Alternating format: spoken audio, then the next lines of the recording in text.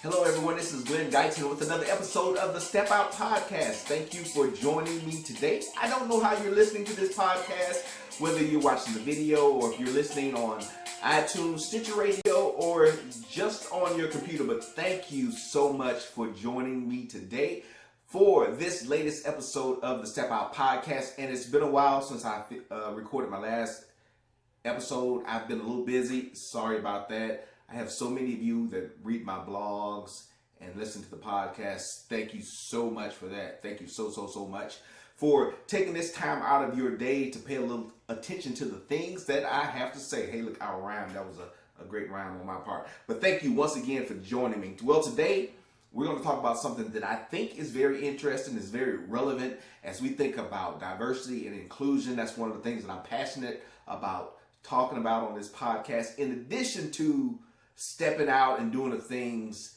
that you need to do to live your life, but not only that, to love the lives that you live. But whatever we do, whatever we're involved in, whether it's our professional life or whether it's our personal lives, we have to be aware of what's going on in the culture. We have to be aware of the world surrounding us. And sometimes it seems like people are just tone deaf, right? They just don't get it. They just don't see, they just don't hear what's going on.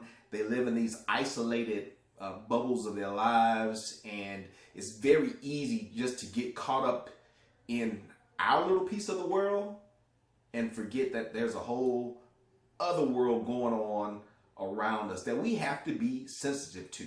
You know, as a man, I have to be aware that there are women that live in this world and share this world with me. As an American, I have to understand that there are some people from different cultures that are a part of this American culture, and I have to appreciate and be aware of how they best fit into this great American melting pot. Y'all remember that from Schoolhouse Rock? The great American melting pot. That's what we live in. We live in the great American melting pot. That's one of the tenets that this country was founded on. And sometimes it seems like we forget. We think that our world is the world. You know, I live in a decent neighborhood. I live in a gated community, but there are a lot of other communities other than mine. And I have to be aware of what's going on outside the four walls of my home here in San Antonio. You know, Texas culture is one thing. And if you've never been to Texas, I don't know if you can appreciate what it's like to be a Texan. I love being a Texan, but I lived in Virginia for a number of years, and I moved away. And honestly, I forgot the intensity of emotion that comes with being a Texas. I forgot about Texas pride. I mean, Texans love Texas. If you're not from Texas, you know, Californians might like California. People from Mississippi may like Mississippi. People from Alabama might like Alabama. People from Virginia, they might like Virginia. But people from Texas, they really love Texas. Texas is one of the few places where you go that like everybody has a Texas flag somewhere or the Texas star painted on something. The word Texas is written on a number of things. Like if I had to draw the California flag, maybe I could. If I had to draw, well, I couldn't draw it like South Carolina. I don't even, does South Carolina even have a flag? Maybe they do. Or South Dakota. I wouldn't even know what the flag looked like. I'm sorry if you live in one of those places. But I'm just saying, everybody in the United States could probably draw the Texas flag, right? Because we have this pride, this cultural pride of what it means to be a Texan. And every time we get mad at the president, no matter whether it's Obama or if it's Trump or whoever, we say, well, Texas is going to secede. We're going to secede from the union. We're going to leave because that's what Texans do. We are empowered to do that because we are Texas. Well, I'm not here to talk about Texas, but today we're going to talk about culture, diversity, and inclusion, but how it relates to advertising. We're talking about bad ads. Yes, that's right. Bad ads is what we're going to talk about today. You know, as you think about culture, like I said, I have to be aware of culture as I communicate and reach out to people, as I go and speak across the country and talk to diverse audiences. I can't just talk like a Texan. I can't just talk like a 47-year-old black guy. I have to understand the audience. Because sometimes I talk to teenagers all the time. Now, my jokes are getting a little old, I must say. Like when I sing stuff from Schoolhouse Rock, sometimes the younger kids, they don't get it. So I have to be aware of that, that I'm moving into a different demographic. But thank God I have teenagers, so they keep me up. They keep me hip, like on Kendrick Lamar and Katy Perry. Yeah, Katy Perry's maybe a little old now too. But they keep me up. Lil Yachty, my son likes Lil Yachty and Lil Uzi Vert. I think they're horrible. Not that they aren't good artists for the time, but I grew up with Run DMC. I grew up with EPMD. I grew up with all different kinds of rap artists and pop culture. I grew up at the dawn of MTV. I'm a Gen Xer. That's who I am. And so millennials, the Mosaics, whatever other generations, the Z, BDQs, whatever generations, whatever alphabet they have now, I understand that they're different from me. And so they have different cultural examples will connect with them differently. So I can't quote Magnum P.I. to my son. Now he watches Magnum P.I., or at least Tom Selleck, the guy that plays Magnum P.I. on another show, but he has no idea about the helicopter and the island and Hawaii and all of those things. He knows Magnum P.I. as the police chief on that show that comes on Ion. I don't know. My wife watches it. I don't even know the name of it. Maybe you all do if you watch that. But again, we're talking about bad ads today because there have been a lot of ads that have come across my screen on Facebook, social media, Yahoo, some ads that you would think, well, this large corporation should be able to hire enough people to see that was a bad idea. That ad was a bad idea. It was so culturally offensive. It was so inappropriate. Why didn't anyone catch that?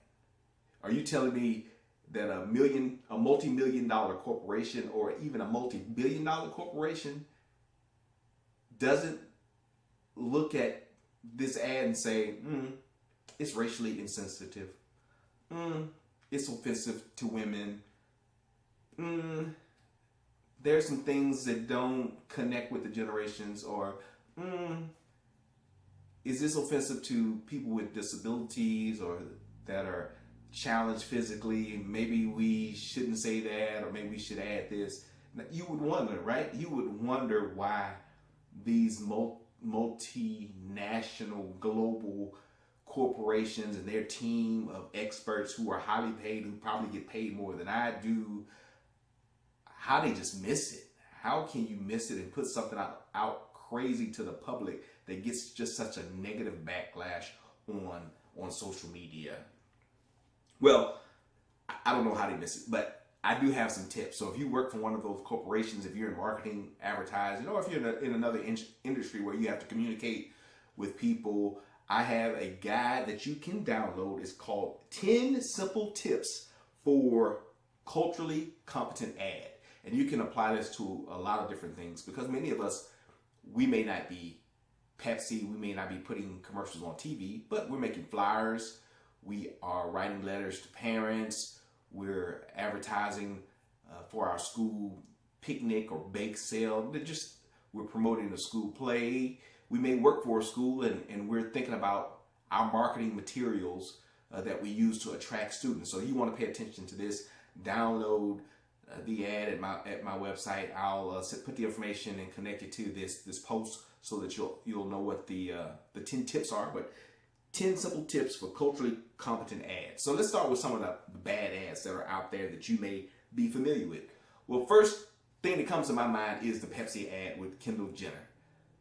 You all may remember that ad where Kendall was getting her makeup done, and she was chilling in the chair, and this riot was going on outside with the police, and then Pepsi and Kendall come out in her cut up jeans, and she saves the day. She hands the cop a Pepsi.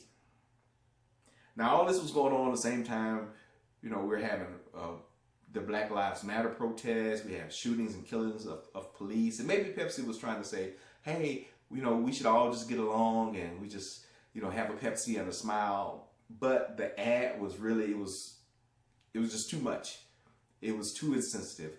it reinforced some stereotypes of like the Great White Hope. It just showed that Pepsi was probably tone deaf. Was Kendall Jenner the right ambassador for this? And it probably oversimplified the problem that, yeah, you have people that are demanding justice out in the street, people that are dying out in the streets, an intense amount of media information going out about, negative media information going out about police violence. And then you have, hey, Pepsi saying, hey, we're going to solve it. Kendall Jenner, she's going to come out with her Pepsi and she's going to fix all the problems. That's all you have to do. And nobody else is going to die.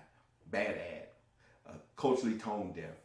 Insensitive to what was going on in our society at the time. And of course, the internet has no chill. The backlash was swift, and Pepsi, I don't know how much Kendall Jenner got paid, but that ad was pulled. And I'm sure they lost a lot of money in that ad campaign, a lot of money with the production, and also all the people they had to pay for an ad that they basically got to use for a minute. Another ad that comes to mind, maybe it's not an ad, but it was a poster, informational poster by the Red Cross. Red Cross does great things for a number of people. I was in the military at one point, and the Red Cross was one of those agencies that services military personnel. So if someone dies, the Red Cross helps you get back home.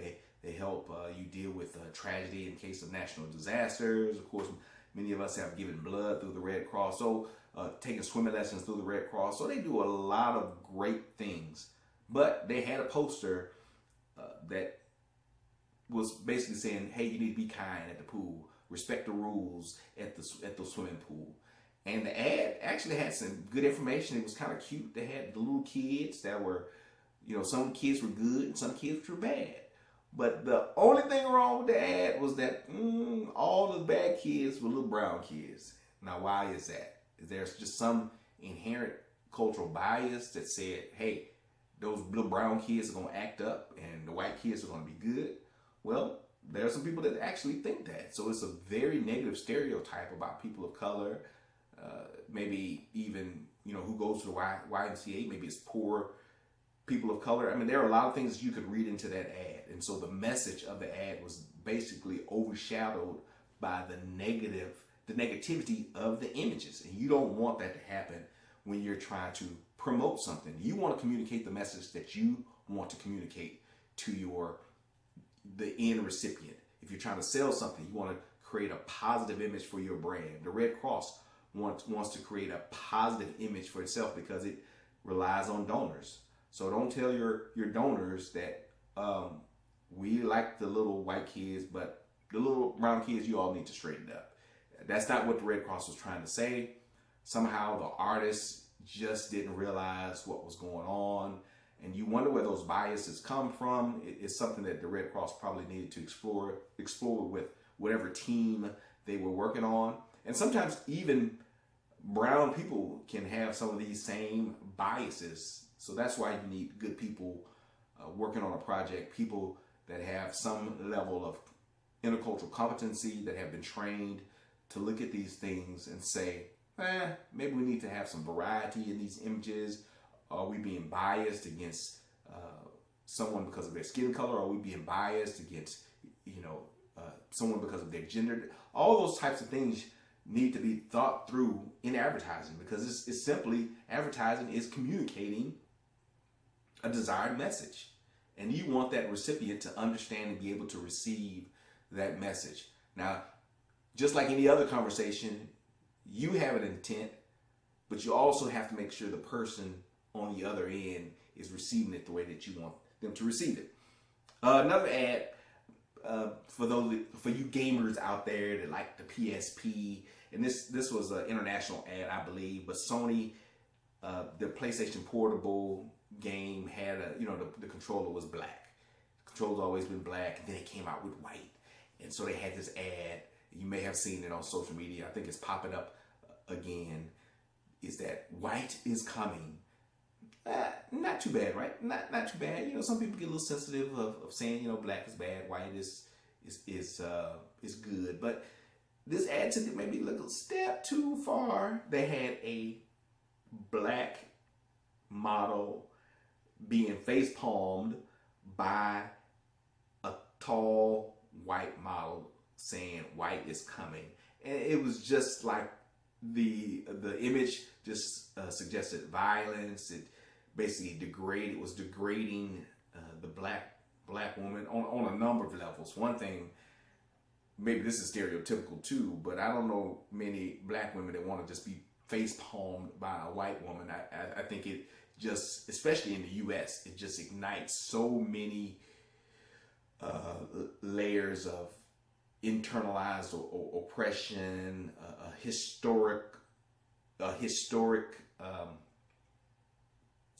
like historic thoughts of oppression, right? White against black, the female master and oppressing black women. I mean, that ad probably touched on a number of nerves, and again it also fits into this sense that, you know, white is better, white is pure. So it's just a bad ad, because I'm sure it's a lot of black kids, a lot of Latino kids, a lot of, you know, brown skinned people that play these video games, and to say white is coming, it just didn't work out the way Sony intended it to work out. So it was a bad ad. I don't know how much money they spent. I'm sure they had to tear down these billboards they had rented space for, but another bad ad. Didn't communicate the message they wanted to communicate. Intel computers had an ad where they had, again, the boss. So this is a common theme, this white dominance. You have the boss, and then you had these black athletes bent down, preparing to race. But it looked like something straight out of a plantation scene, even though the boss was wearing a suit.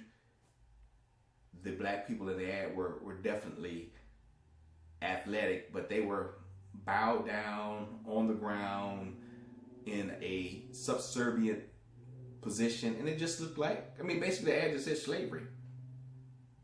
That's basically what the ad said when I look at it. Just looked like slavery.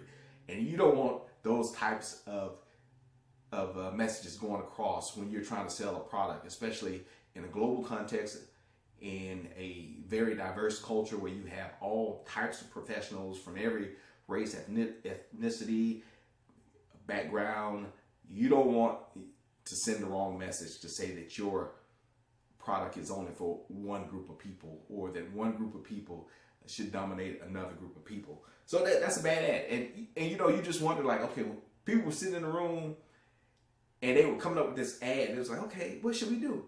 Okay, well, we're going to put this white guy up here in the middle, and we're going to have all these black people kneeling down around him, and that's going to be a great ad. That's going to be a great look for us. It's going to be a great message. What's the old saying? A picture is worth 1,000 words. Well, that image said a whole lot more than I'm sure Intel wanted their ad to say. You can Google some of these things, look them up, look up the Intel ad, look up bad ads, and some of these things come up. Look up racially insensitive ads. So those are some of the things you can look for, and you may find some of these ads that I'm talking about. Dunkin' Donut. This is a old one. Now apparently in Japan, like black food, not like stereotypical black food, not like watermelon and chicken. And I'm not trying to be funny, but I just want to make sure you understand what I'm saying. So in Japan, it seems like black food is like a big thing. Like black food, like dark, like this shirt, like black colored food. I don't know why. What's the fascination with black food in some other countries? It's a cultural thing. I don't think it would work here in America, because we have probably some aversion to a lot of artificial food coloring. And if we made black hamburger buns or black donuts, so Dunkin' Donuts had a black donut ad, and it had basically a model in blackface. Now maybe in Japan that's okay, doesn't fly in the U.S. Just like the black donut doesn't fly in the U.S., the black face doesn't fly in the U.S. And even like Kim Kardashian was recently kind of trolled. I don't know, is that the right word, trolled? She was recently kind of chastised for having her lighting was kind of messed up on one of her posts. Her picture she had, it looked like she was in blackface or brown face. Blackface doesn't do well unless your face is naturally black and beautiful like mine. Blackface doesn't do well at all in the U.S. because it's a history, such a negative history that goes along with that. So you would think, hey, Dunkin' Donuts would know better, but they didn't. I don't know why.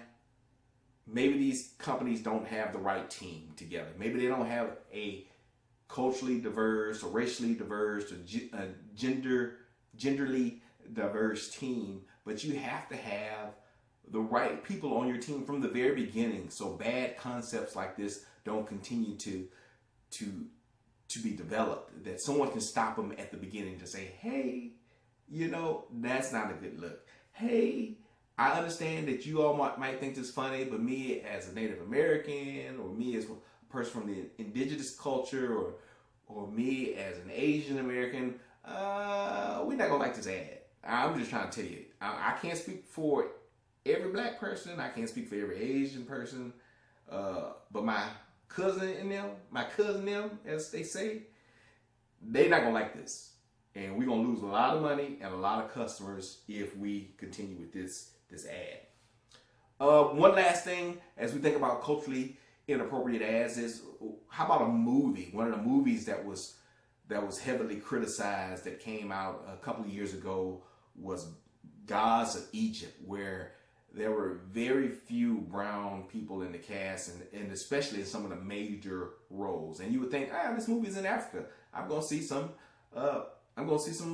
dark-skinned people because Egypt is in Africa, and we could go into that too, because people act like Egypt is in Europe, but Egypt is an African country, and Egyptians are African.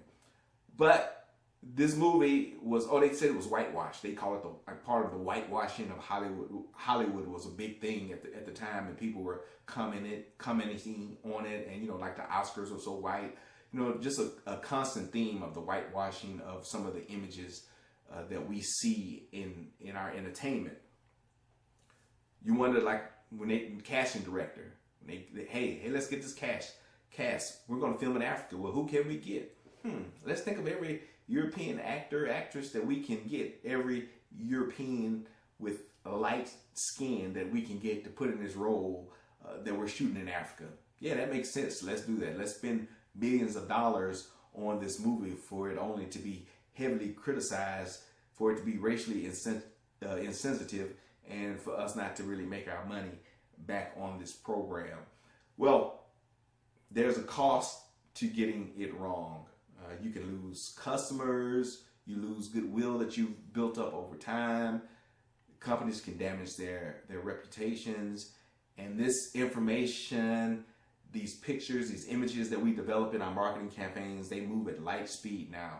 One mistake will shoot across the airwaves on Twitter, Facebook, social media, and that negative message is going to get out there much faster than maybe some of the positive ads that we do. So we need to think about that. Whether we're in a corporation, whether you are working at a school, the school secretary, you're putting pictures together for the school bake sale, or maybe you're the person that's filming the school kids for the end of the year program.